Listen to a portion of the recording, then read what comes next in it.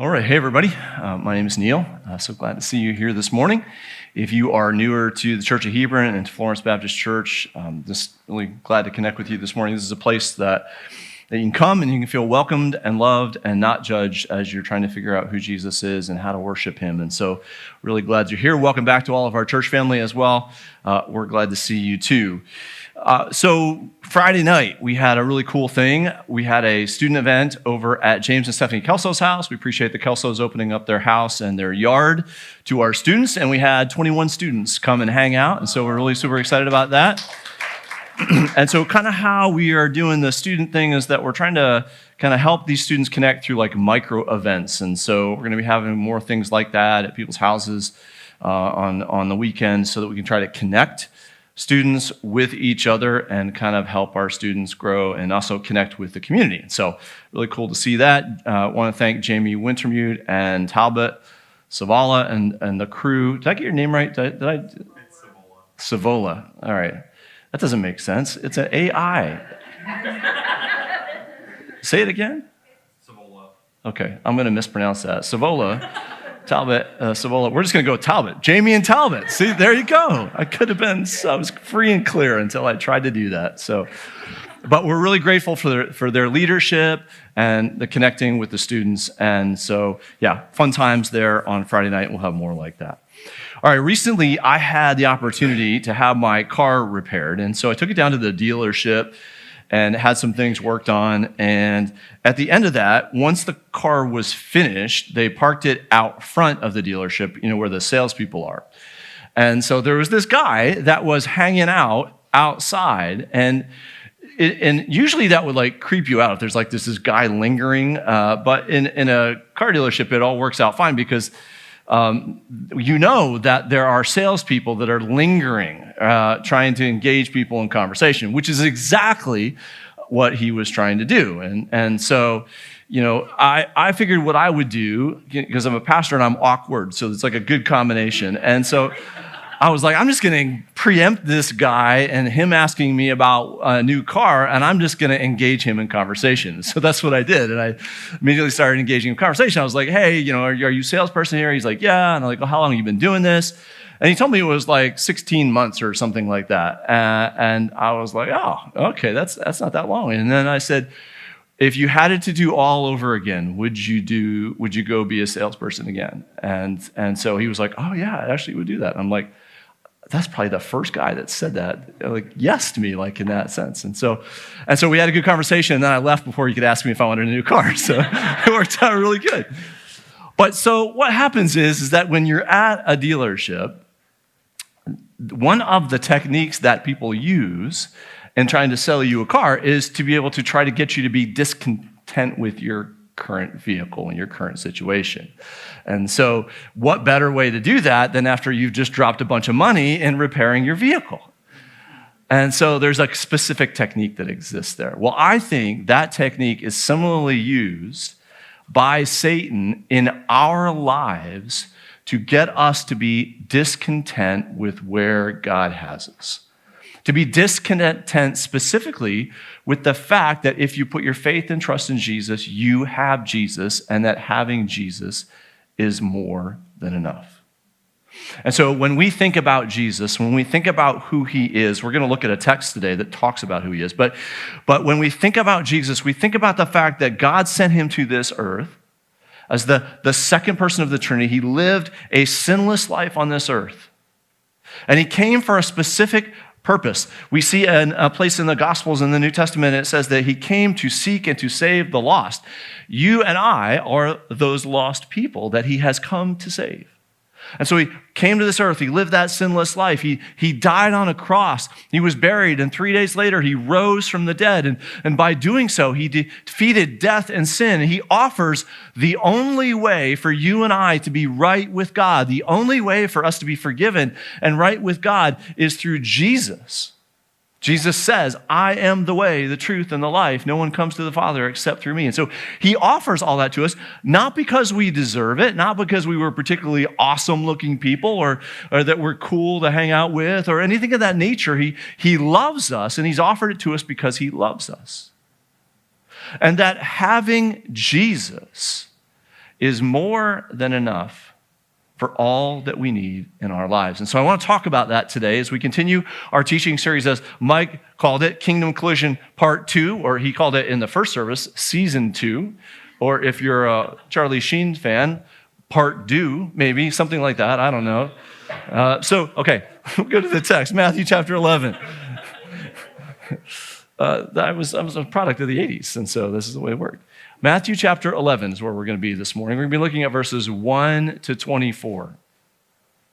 And I want to hone in on the reality of Jesus being more than enough. And in the kingdom of heaven, Jesus is enough. And so kind of this first point that I want to kick us off with comes from Matthew chapter 11, verses 1 to 6. In the kingdom of heaven, getting Jesus is getting the most important thing. In our world and in our culture today, it's so easy for us to always want just a little bit more. We want a more prominent position on the basketball team or the football team or the soccer team, or we want to get that raise so we can kind of go up another level, and we want a little bit bigger of a house and a little bit better of a car and just a little bit more in our retirement and all these things, and nothing is wrong with any of those things, except for when we pursue those things and think that those things will mean more to our lives than having Jesus. And so we start out here with Matthew recording for us important truth that Jesus is the most important thing. Starting in verse 1 of Matthew chapter 11, here's what the text says. After Jesus had finished instructing his 12 disciples, he went on from there to teach and preach in the towns of Galilee. When John, who was in prison, heard about the deeds of the Messiah, he sent his disciples to ask him, "Are you the one who is to come, or should we expect somebody else?" Now, I'm going to pause there. We're going to continue to read further under this point, but I want to pause there. On the surface, this seems like a good question to ask Jesus. This is John the Baptist. John the Baptist is in prison. And we would want to know kind of the same question that John the Baptist would want to know. We want to know, is Jesus the promised Messiah? My sense is that when I read through the Gospels, I automatically think that they already thought that he was. Because if you go back further, earlier on, you will see that John had encountered Jesus. He was the kind of the forerunner for Jesus, and that he actually had baptized Jesus previously in his ministry, and that John very much felt like he was preparing the way for him. They knew that Jesus was from God and that he was important, but the question really here is Jesus the promised Messiah? Now, you might be thinking, which would be kind of like my initial thought process, why is John struggling with this so much? But there are some reasons why John would struggle with this. And first and foremost is the deeds of the Messiah in verse 2 that we see there, the expectations that John had about what Jesus was going to do and what Jesus was doing were not completely consistent. That Jesus' actions weren't consistent with the traditional Jewish thought and expectations of the coming Messiah. There was like a type of power and a type of prominence that the Messiah was supposed to have. And Jesus didn't really have that, or his power and prominence kind of felt muted compared to what they were expecting. I mean, it's true that they saw Jesus heal people and that Jesus was teaching a type of servant leadership that was good, but that type of leadership and that type of healing without other things, that really wasn't on their radar. And I would argue that in Jesus' day, we look at servant leadership today and we talk about it, and sometimes it even gets in the corporate world, and people talk about it positively, which they should, because it's a good thing.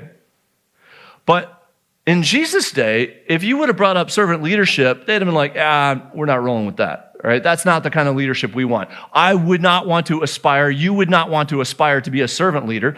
You would want to be a different kind of leader where you had power and prominence. The Pharisees were these religious leaders in the New Testament, and that kind of lorded it over people. And that was kind of that's how we do leadership type thing. So Jesus is introducing this radically new way of leading, and which was good and healthy, but it wasn't what people expected out of the Messiah. And not only that, but the manner of engagement and the type of battle that Jesus was waging wasn't what they expected. Like, they thought that if the Messiah was truly the Messiah, he was going to come and take care of this Roman oppression. We're going to kick the Romans out. We're going to be able to be free. We're going to do our own thing. And that's really what the Messiah was going to do. And Jesus rolls in, and he's waging war, and he's waging a battle, but he's not really waging it against the Roman occupation. He's battling the religious leaders of Jesus' day. They're like, wait a second, that doesn't make sense. He's confronting the corruption of the religious leaders. And so what Jesus is doing is good. What he's teaching is good, but it's not what they expected. And so John's like, maybe you guys should go and just ask Jesus, are you the guy, or should we be expecting somebody else? And so that's what they ask of Jesus. Their expectations are different of Jesus than what Jesus is acting. Now, let me just kind of pull back a second, and let me just kind of bring this into our world.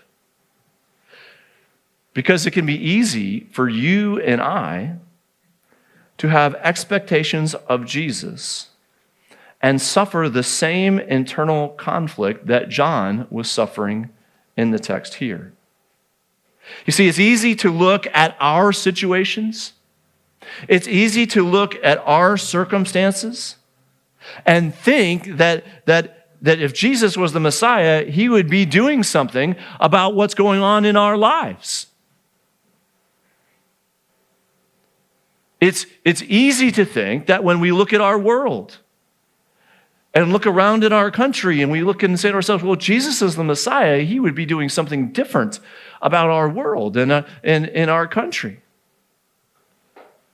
And so we might have some of those same expectations. We'd say things like this: Jesus, why are my finances the way that they are? Why is my family situation the way that it is? If you were the Messiah, why am I suffering like this? Why am I still in this job or company? Or why haven't I been promoted? Or why haven't I got connected with somebody? Or why are my relationships the way that they are? And we're going down the list of things in our lives that we're like, Jesus, if you were the Messiah, certainly my life would be different. That's not unlike what John the Baptist was asking. When we look around at our world and we would say things like, Jesus, why haven't you righted the wrongs of injustice in this world? Why are people regularly being taken advantage of and you haven't stepped in? Why do the people that are self-centered and step all over people advance in this world, and the people who are kind and considerate and people of integrity, why are they not advancing? Jesus, if you're the Messiah, why would this be the case? Why is wrong being called right and right being called wrong, and you haven't sorted it yet? If you were the Messiah, surely you would have sorted this by now. And so we can look at John the Baptist and go, John, you have wrong expectations of Jesus. That's obvious. And to us it is. Except that you and I struggle with some of the same exact things, just a little bit different set of expectations. We need to realize in our lives that if we have Jesus, we should be satisfied with that. Not with these sets of expectations that we want Jesus to fulfill, and then we'll be satisfied. Having Jesus is the most important thing in our lives, not the little benefits that come from Jesus. There's a song that's written by Louis Giglio and Chris Tomlin. Usually when I quote songs, they have like these really deep theological meanings. This one's actually just really simple, but it happens to really explain it really well. And it says, all of you is more than enough for all of me. For every thirst and every need, you satisfy me with your love, and all I have in you is more than enough. Jesus is enough. Having Jesus means that we have the most important thing. Now, the text continues on. There's more to teach us here.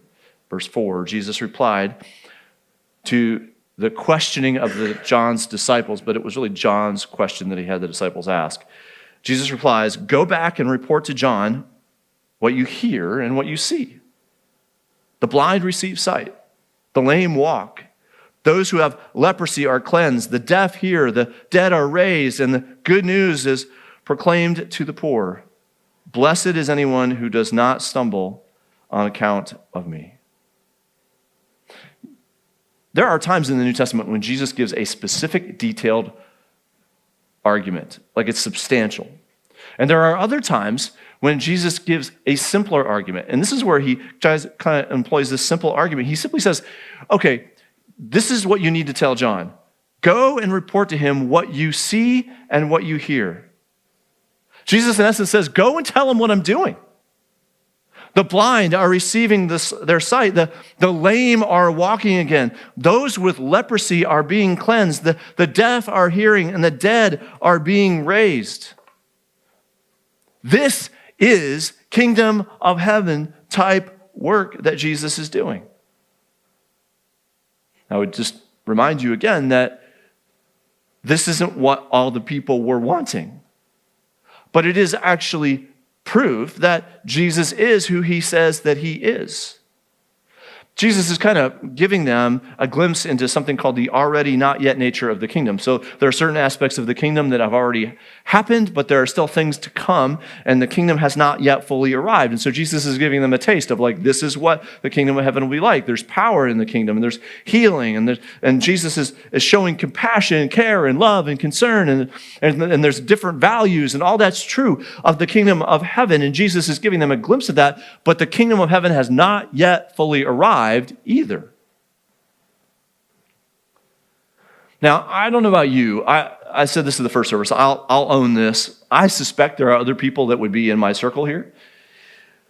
Maybe not. I think, though, maybe you would.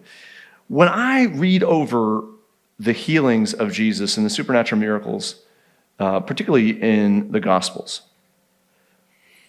I read over it, and it doesn't hit me the way it probably should hit me.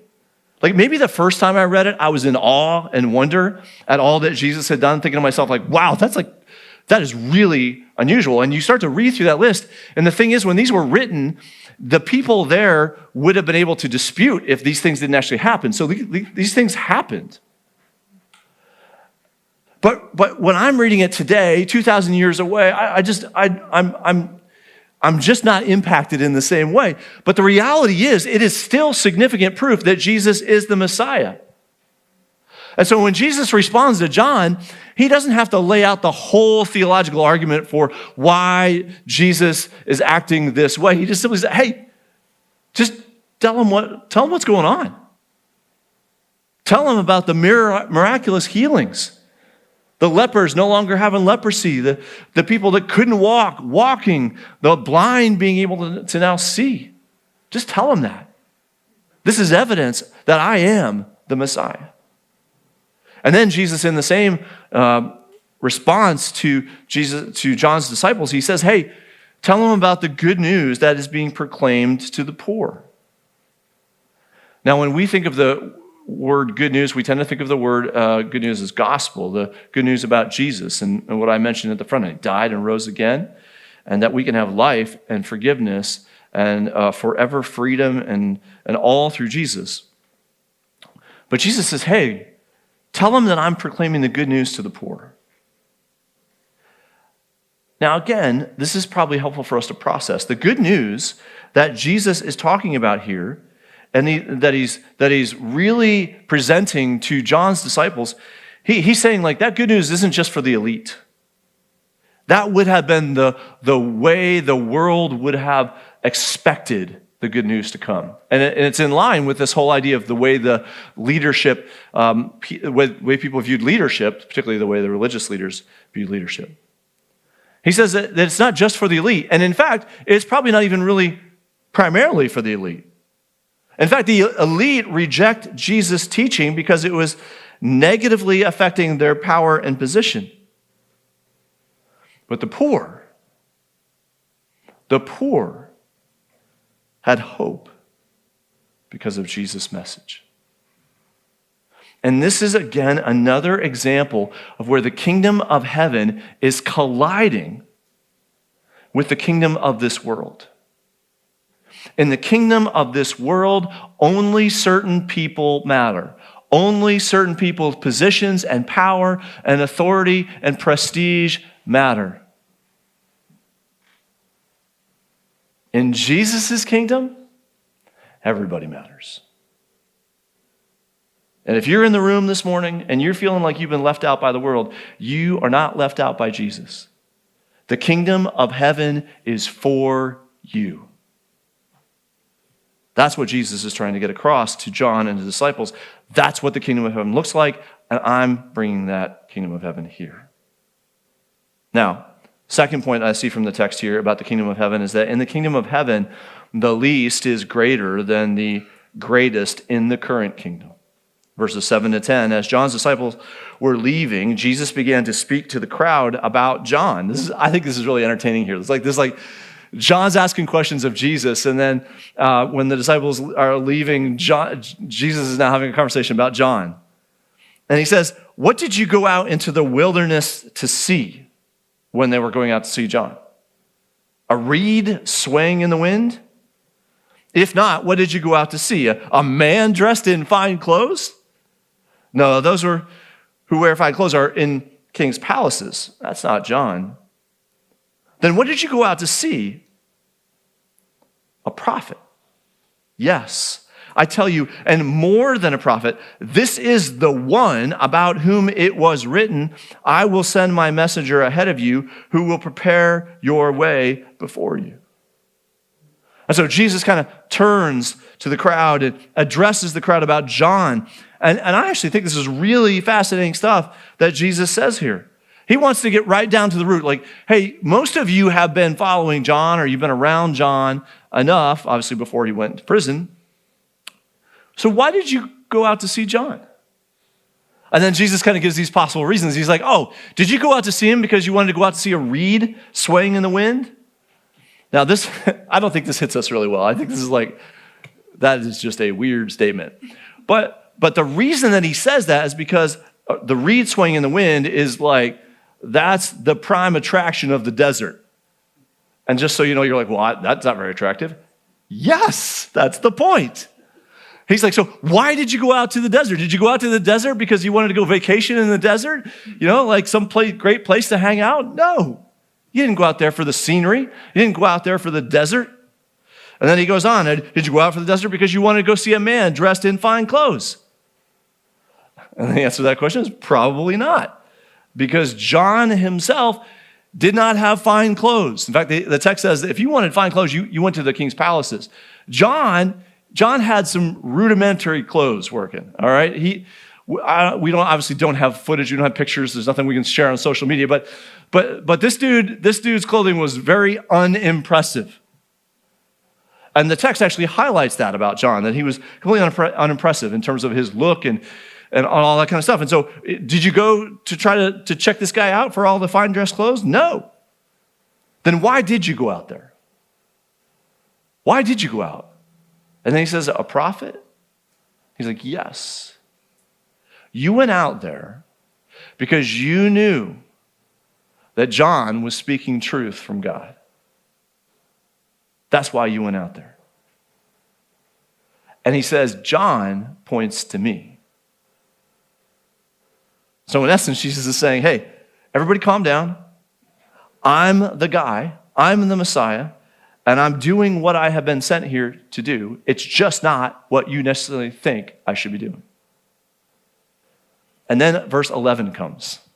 And I'm like, verse 11, 2 amazing statements in one verse. Jesus says, truly I tell you, among those born of women, there has not risen anyone greater than John the Baptist. Now, I'm just going to say this. If anybody in this room said that about you, you'd probably be feeling pretty good about that, wouldn't you? Right? As long as they weren't like making fun of you. Like, I'm going to check this out. I'm going to do this to this guy. But if they really meant it, and they're like, oh man, there's nobody better born among women than that guy or that woman or that student. If they said that about you, you'd be feeling pretty good. Right? That's a nice compliment. How about the Savior of the world saying that about you? Right? That carries some weight. That's an amazing statement that Jesus makes about the guy who's actually, by the way, in prison. And he's not going to outlast, the prison situation. So, that's pretty amazing. But notice what he says in the second half of the verse. Yet whoever is least in the kingdom of heaven is greater than he. Wait, what? What is Jesus saying here? I mean, Jesus is giving us a glimpse into how much greater the kingdom of heaven is than the kingdom of this world. Right? This world is not my home. I'm just a passing through. That is true for everyone who's put their faith and trust in Jesus. And so this big statement that Jesus makes, actually two big statements that Jesus makes here, he's saying that the old era, the old kingdom, which is the era prior to the kingdom of heaven, that John's status is super high in that kingdom, but in fact, really nobody higher, but in the coming kingdom of heaven, even the least there will have a higher status and prominence than anyone in the previous era. Man, take a second and let that sink in. All right, some of you may be like struggling to believe that. But let me just say this. If that is true, how amazing is the kingdom of heaven going to be? I was having a conversation with someone this week. I would love to tell you who it was, but I can't remember who it was. So I'm unburdened by memory, in the words of Tony Kornheiser. Okay, so let's just say that there's a rope that extends from one end of the worship center to the other end of the worship center. And over here, towards the beginning, there is a little piece of blue tape on it. And that piece of blue tape is going to be our time and existence on this earth. Doesn't matter how old you are. You can make it to 100. You can make it to 125. I'm not sure anybody else is going to get past that. But whatever. You can even say, I'm going to make it to 150. Okay. How old is the oldest person? Anybody know? Not currently, but has ever lived? I know, don't give me Methuselah. Okay, in the modern world, okay, we're just going to have that. Somebody have to look that up. You can text me. In fact, I'm sure somebody will text me right now, and we'll get that taken care of. But whoever old it is, that's the blue tape. Our lives exist in that direction, on that rope, all the way through eternity. That is the kingdom of heaven.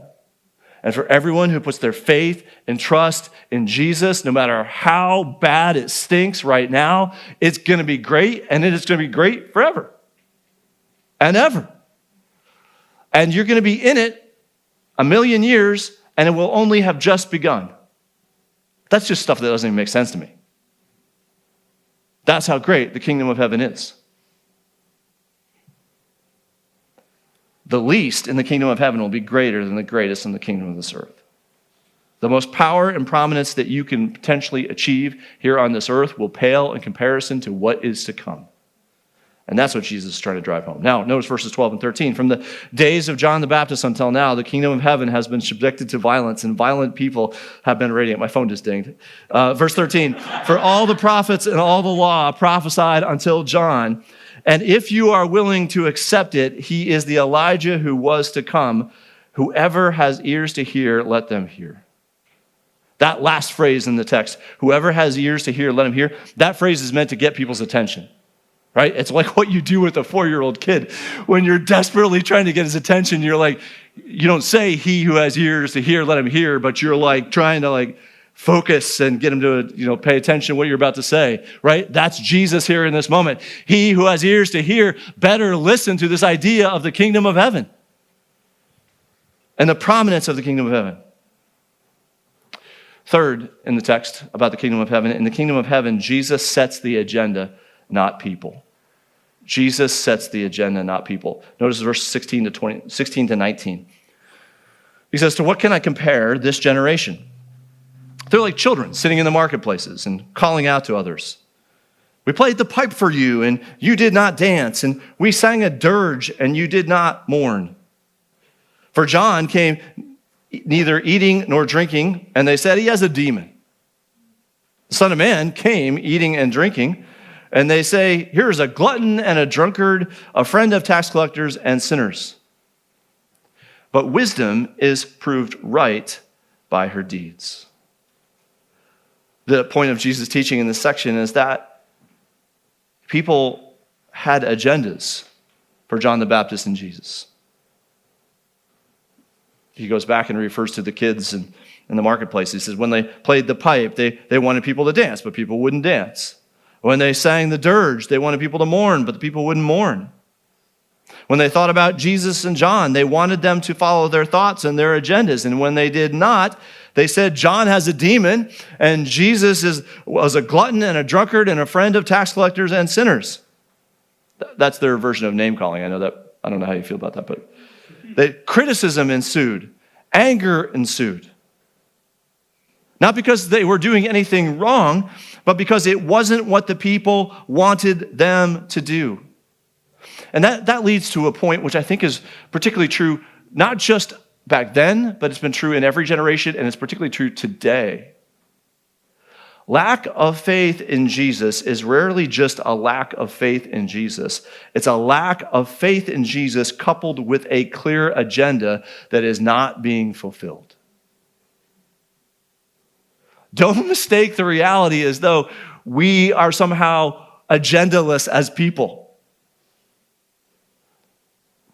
When people, this is always fun, when you're in a meeting and somebody asks a question and you're like, where are you going? You're like in your mind, what do you immediately think?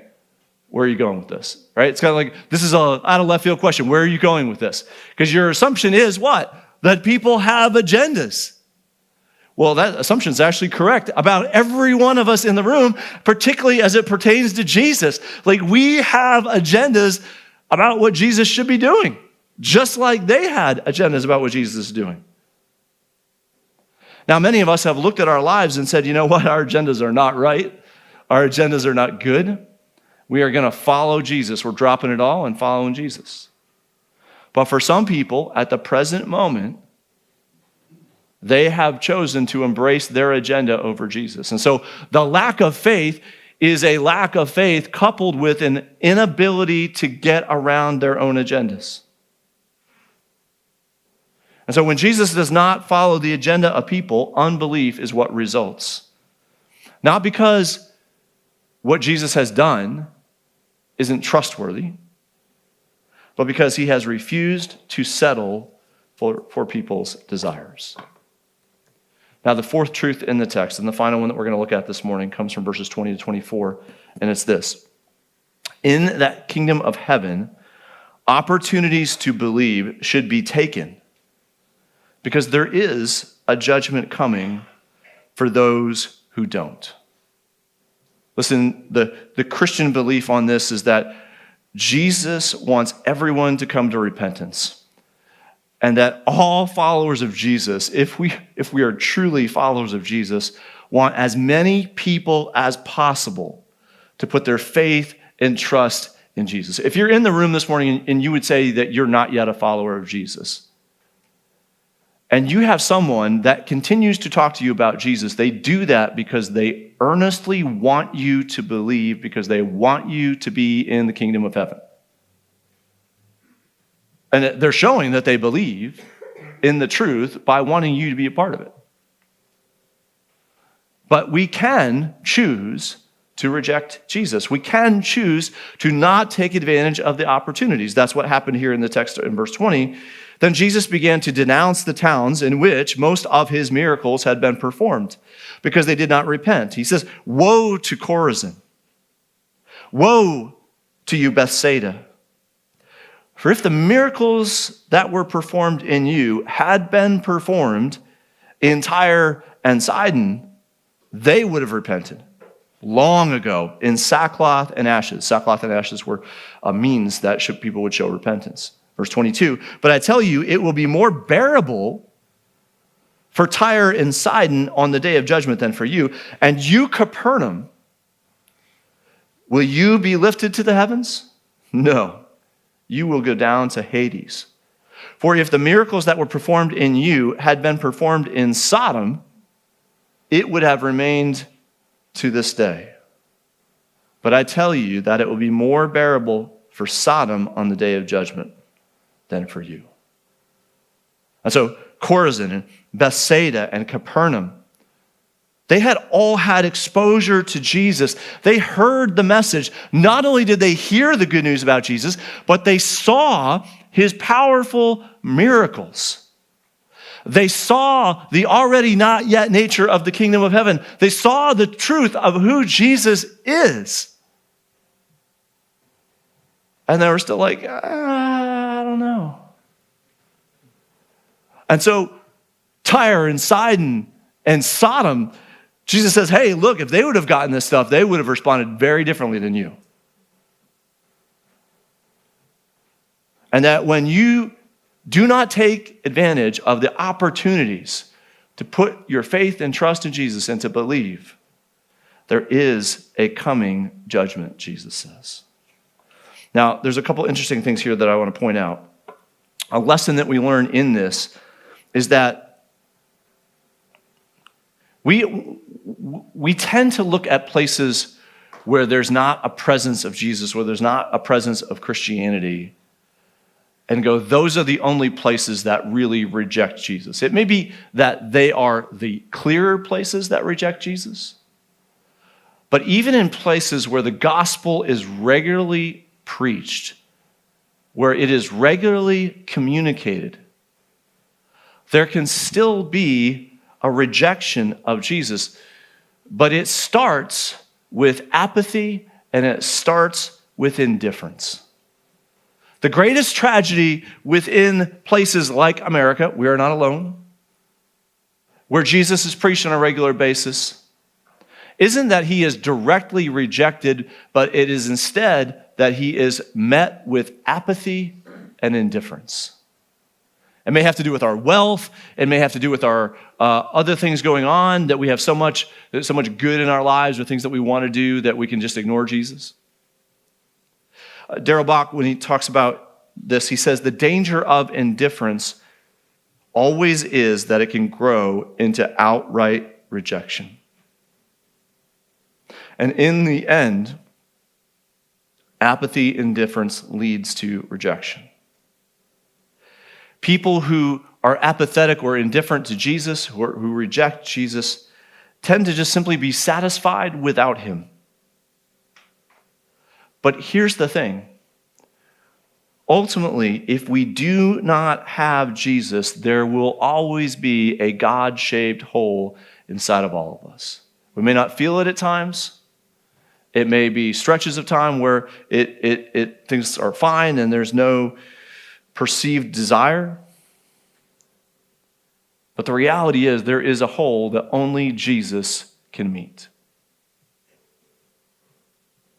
And so our perceived satisfaction will really eventually lead us to a permanent dissatisfaction if we reject him.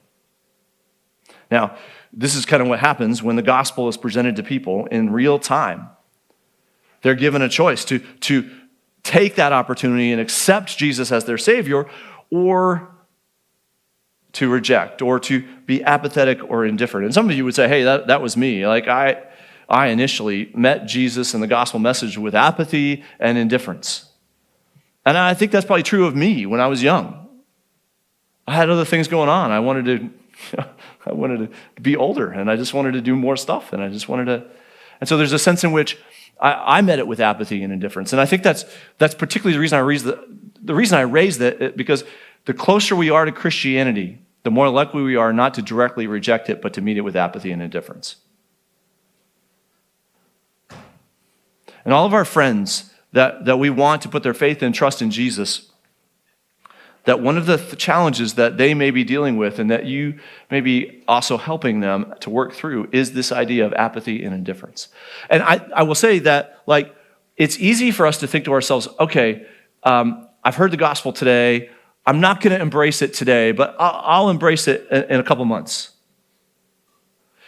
And it's true that while we have any breath on this earth, we have the opportunity to put our faith and trust in Jesus. That's absolutely true. But there are also times where our hearts become hard to the gospel if we continually meet it with apathy and indifference.